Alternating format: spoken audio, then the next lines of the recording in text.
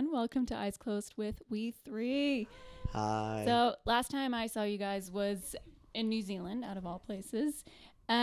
Quick vibe check. How was Hobbiton? Oh. I know that you went. I don't know if you guys went. The interview is not long enough for me to tell you. It was glorious. In one word, yeah. Was everything you dreamt of? That's amazing. Everything and more. Mm-hmm. And more. It's on my screensaver, actually. Is it? Yeah. That's cute. Did you guys get up to anything touristy while there? I just laid on a beach the entire time and tanned. That sounds kind of touristy. It was very touristy. I'm feeling all like giddy, but actually I'm realizing the questions are kind of deep. So quick change of gears. Yeah. Obviously, since then a lot has happened. You put out Love Me, which you described as very intense. What song do you think is the most kind of out there? I feel like it'd have to be Hell as well, the start to the record. It's about religious trauma and just trauma in general with people who grew up in a very confined way. And I think you can interpret it however you want. But it doesn't hold back. It tells not just our story. It tells multiple people's stories that make people uncomfortable because those stories are uncomfortable, but they need to be voiced. And yeah. Do you have any like fun facts or anything like that about the production that aren't necessarily kind of obvious just if you hear a song a couple of times? Like, are there any quirks or anything? Oh yeah, I have. What do you? No, you can go for it. The title of the record came from this moment where I didn't even have anything. It's in a song called "Love Me in a Circle," where I got to the end of a verse and didn't really know what to write in the end of the verse, but I was plastered out of my mind and was just feeling very angry, and so I just started screaming what I was feeling, which was love me, love me, love me, love me, love me, and I did it over and over and over and over, and I didn't think it was going to work.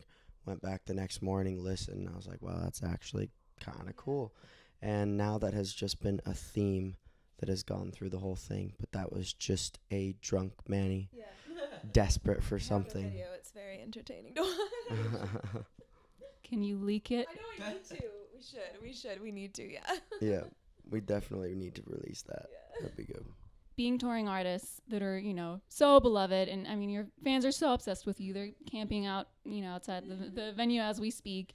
And this sort of, people idolize you. How do you sort of reconcile on one hand, the need for approval, and then people kind of feeding that to you, but also obviously we know that psychologically that's not a healthy way of getting sort of your sense of confidence and sense of yourself. Do you kind of know what I'm getting at with you? Like people feeding like your. Oh yeah. Yeah, I think you should answer first. We were talking about that like a couple days ago with our opener, where we were just talking about the concept of like fame and when it's brought up in a way. And I feel like recently we really like the idea of like we're not meant to mentally grasp that. Just as humans, it's not something that I think that we should understand. And so it's more so like we put out art. That's how we know how to express ourselves. They meet us in that place, and it's like the transaction of just like the energy, but when it's like at the shows and stuff. But like beyond that, it's a lot of love. But I don't know, wrapping your mind around like the fame aspect of it just isn't something that I think we're gonna spend too much of our energy doing. I think it's really important though to acknowledge that attention that you're talking about in those moments when it does happen does feel good, and you let that happen, because if you try to push that away, you're lying. That's anyone would want that, and that's ridiculous not to say that you don't want that. So it's taking it when it's there, letting it sink in, let it feel good, and then you can kind of release it and move on and be normal after that. But I think if you go too far to either extreme, that's when it gets dangerous. Yeah, it does. It feels very good to have that love, but then it's not. I feel like it's not. At least for me, it's not complete. You can't. I don't feel like an individual can survive off of that. You need like the one-on-one personal like intimate love, like somebody who knows you inside and out, you know, a family member, a spouse, a partner, or whatever, what have you.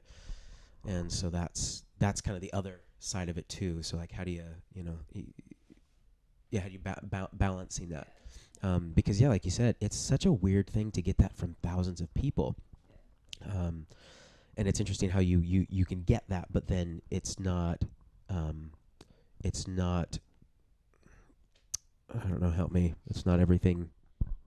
Yeah. It's just you're always going to be chasing something more. Yeah, It's that's what I not. said. It will. 1,000 people will never compare to one person who truly knows you inside and out. Yeah. I think that's what you're saying. That's totally what I'm saying. Yeah. True.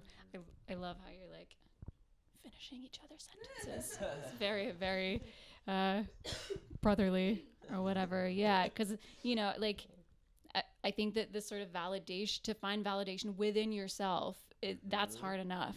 And the kind of this external, constant kind of thing, if that's kind of being taken away from you. And I feel like it kind of like gets, it's like we feel that out there, and then you kind of like feel it with somebody, an individual, and then you can feel it within yourself. So I think that, it kind of like gets closer and closer. So I don't know. It is such a beautiful thing, though. I love being able to I think one of my favorite parts is just being able to go out and be in the meet and greets and like give somebody a hug, and it means so much to them. Like I'm just being myself. I'm not doing anything special. I'm just giving somebody a hug, but it means so much, and that's one of the most special things. I'll never be able to get over that. I'm gonna switch gears just a little bit again. So like obviously you're speaking of hell as well, what is the sacrifice for the honesty, for the unfiltered? Can you talk about that a little bit? Yeah. This record, more than any other record, has created a lot of divide from, I think, a lot of things, from people online just who feel differently, which is fine. But then a lot of close family members, friends. It's just we pushed some buttons that they didn't expect us to push. It is hard for us to deal with at times because certain parts that they backfire. When a button is pushed, people get nasty and they bite back. And we're not trying to point at anybody, any individual person, and say you're wrong, you're this. We're just saying this is what I see, and this happens a lot. And I would be wrong to not say it. I'm not saying that you're doing it, but it's definitely worth it. But we've definitely had to process it and deal with it, and it's been tough at times. But we've lost a few relationships here and there. But it's always worth saying what we think is true, always. It's such a brave thing as well to really take that step and be like, right, I'm gonna embrace my authentic self, and this is the right thing to do. And I think not everybody manages to do that. No, it's definitely worth it. We had 2 different versions of Hell as well. One that was kind of watered down a little bit. And by the end of it, we all just kind of agreed, nah, if it's watered down, what's the point? What's the point? And so We like to say that the music is completely in charge, so people think we're very like strategic, and no, like so many things are so last minute, and the music literally just will always find its way. Even if like we look back and regret something, we're not saying everything we do is going to be perfect and we're going to love everything we do, but we truly believe the music that's supposed to be out will always come out. And this is one of the songs that had a journey to get there, but it made it, and it's out, and I think it's supposed to be out. So. And the other thing is we don't all agree. We're very different individuals, and so I think that's another like filter that the music has to go through. It's like it has to balance between the 3 of us, and then what comes out at the other side. Yeah, it finds its way out there. So it's a process for sure. And okay, another dark question, and then I think I'm done with the dark questions. Good, no, it's good. I wanted to talk about 6 Feet Deep and sort of how your relationship with death and grief and loss changed, right? I mean, the first verse especially, kind of, you can tell that there's a progression. Can you talk about that a little bit? Yeah. Going off of the last question, it stemmed from a lot of criticism and intense hate from certain close family members and stuff like that, and more just friends and stuff like that, that were People that we didn't choosing, even know, yeah, too, just commented stuff. yeah, It's like, that oh, just well. chose to use our mom that passed away as a way to change us and try to make us change our course of what we wanted to say.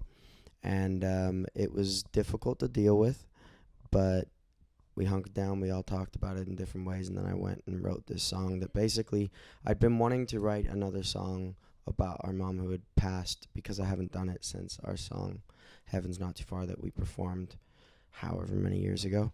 And it felt like the right time to do that. And it was just more so, I think, a love letter to the three of us, in a way that even in moments when we're saying things that really make people angry, it doesn't take away from where we are and what we know and what we believe, and we can always go back to it. And so it's truly one of my favorite songs that we've put out, selfishly. I know it won't be, it could mean whatever to anyone else, but it'll be one of my favorite ones that we put out. I genuinely feel like this song was just for us, and we were kind of just like, It was a bit selfish. if people connect, it's fine. But like, I don't know, when we were working on it, it was just like, we just got to say, it was just a very fun and therapeutic kind of experience to say the things that we think she would say, type of a thing. So very healing song, and yeah, like kind of just like just a love song to us. Yeah. Almost to the point where I didn't want to share it. Yeah, that's how you felt about I heaven. felt that way about heaven too. I was like, this is, I know, you know. feeling. But Yeah. If you want to kind of keep something to yourself. glad we didn't. Glad we Yeah. shared it I though. was gonna say. So you talked about how like your conflict as siblings and as band members, that you used to be like pretty like passive aggressive with each other and stuff, and then you like made the switch to being brutally honest with each other.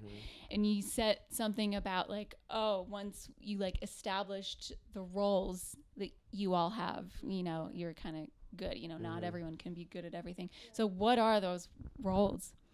What role does each of you kind of fulfill in the band setting? Yeah. I was gonna say, yeah, it does evolve. Yeah, it definitely changed. Yeah, like when we first started, we would all like try to write songs all together, and that wasn't super helpful, especially at that time.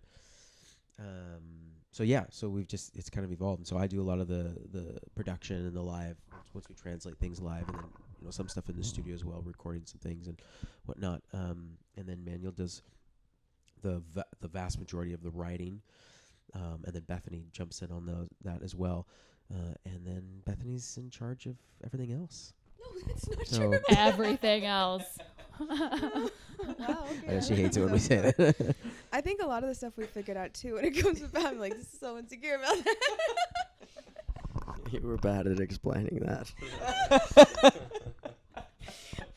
One thing I No, think you're not. No, I'm not. when it goes from the passive aggressive to like the more honest, I feel like we've just gotten comfortable as like people. So not necessarily in just like as roles, it's more so just like, I think starting out there's such a fear of like, what if this doesn't work? And so there's just a lot of fear-based reactions, and now it's just like, I feel like that's not as prevalent anymore. So we are way more confident in communicating and saying what we want and dreaming big and being honest. And yeah, it's just between the three of us, I feel like it's gotten so much better because we've just genuinely gotten more honest and closer. So we make it sound like we just like fight all the time, but we kind of get along pretty well. Wasn't implying that, by the way. It's just something I read. We talk like that more. We do, yeah. Kind of like each other. It's kind of stupid. Yeah. No, it's true. Very uncool of you not I know. not to That's fight why we don't and talk stuff. about it, because it's not cool to say that you Not like cool your for your siblings. image, yeah. Okay, final question. What's your favorite Office character? Kevin, Oh. hands down. In the later seasons. Oh, it's Michael. It's Michael. I can't. It's Michael. Cliche. I know. So the cliche answer for me is Dwight, but Nate Nate's also great. It's fantastic. I'm gonna go with Nate. What? I have never heard that. Nate? I've Oh, never yeah. I've never heard Warehouse. that He worked answer. If you Warehouse watch for a while. the Never heard that seasons answer. after, yeah, you have to. He's in the later ones. Yeah, he's pretty good. He's pretty great. You know Nate? Warehouse guy. Oh, okay. He's the like worker that Dwight hires to help run the building when he buys it. I So mean, he like the unplies the toilet paper and then replies it. is He's it like, he like recruits where he like does a drive by? yes, Yeah, it's that yeah. guy. So oh he no, has that's, like No. that's no, that's it. no, because he's the guy with the gun. No. That's not who I'm talking. No, no. Oh, no, he drives you're with wrong. him. You're wrong. I think got we you. might need to Okay, I got we're you. gonna trust him, and then We'll get back to you. Yeah. Cashmere gloves. I'm just rewatching it, and it like doesn't ring a bell. So, but Okay. I'm sure that I'm close to like. He is a subtle character. Yeah, The, so I've ne- he is. sorry. Oh yeah, he's a subtle, solid character. Good Um, question. Yeah, Yeah. Okay. it's my favorite question. I think. Okay. so far. Maybe let's just leave it on a. I love on, it. on a I high love note. it. Yeah. Okay. Thank you guys so much. Have an Thank awesome you. show. We'll have to do it again. Yeah, Yeah. appreciate it. Always great to see Yeah. you. Maybe Where next should- time. Who knows? Yeah, Somewhere where else. should it be next time? Somewhere else. Somewhere else in the world. We'll meet you as New Zealand. Now Yeah. it's Germany. Yeah, let's keep it going. Great, great. Thank you so much. Bye, Thank guys. you guys. Thanks for watching. Cheers.